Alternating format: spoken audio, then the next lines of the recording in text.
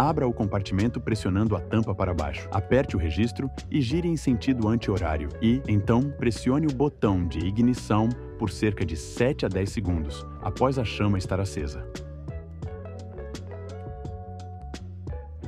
Desrosqueie o botão de Start, retire a pilha antiga e coloque a nova na mesma posição. Observe o polo e rosqueie novamente.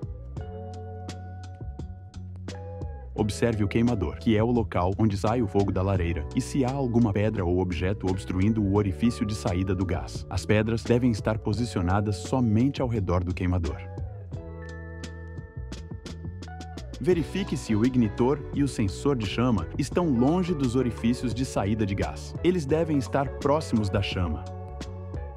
Essas são algumas dicas para o uso e manutenção da sua lareira a gás Stihl. Se ainda tiver dúvidas, consulte o manual do produto ou entre em contato com o suporte técnico. Aproveite o conforto e o aconchego da sua lareira com a JX Metais.